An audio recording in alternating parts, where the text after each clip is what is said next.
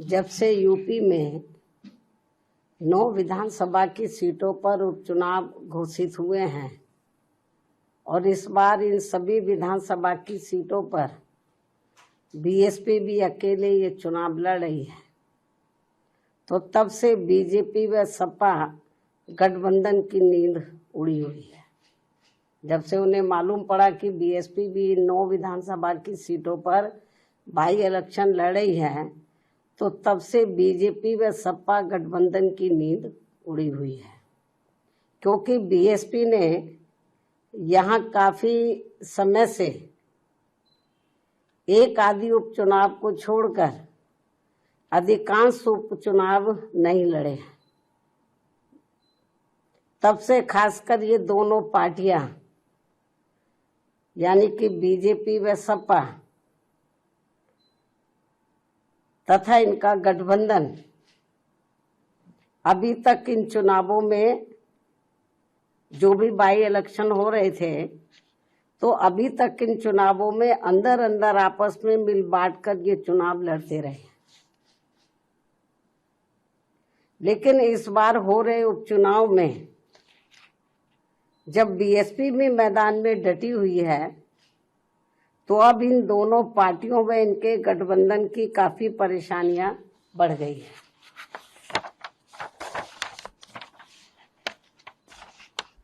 जिससे जनता का ध्यान बांटने के लिए अब बीजेपी बटेंगे तो कटेंगे और सपा एंड कंपनी के लोग क्या कह रहे हैं, जुड़ेंगे तो जीतेंगे।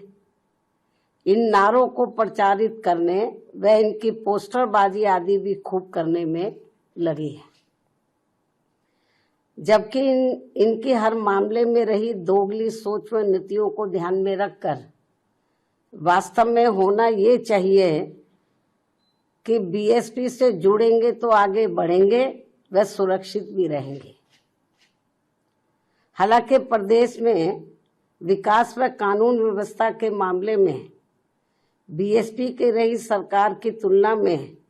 बीजेपी की वर्तमान में चल रही सरकार से व इसके पूर्व में सपा के रहे शासनकाल से भी जनता को ये जरूर सोचना चाहिए कि इन तीनों में से केवल बीएसपी का ही शासनकाल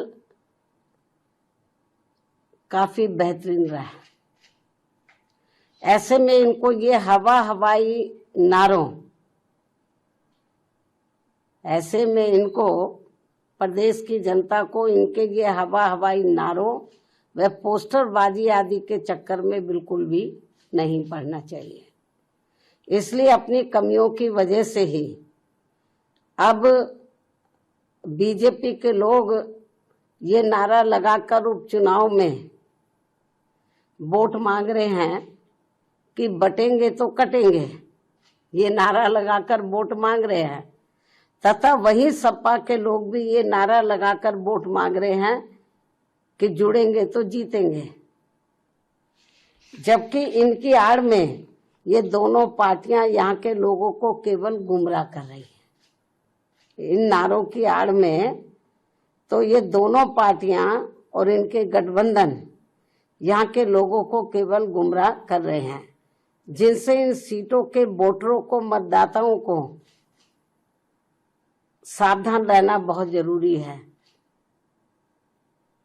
ये केवल अपनी कमियों पर से ध्यान बांटने के लिए इस किस्म के ये नारेबाजी कर रहे हैं, पोस्टरबाजी कर रहे हैं, तो यहाँ की जनता को गुमराह करने के लिए।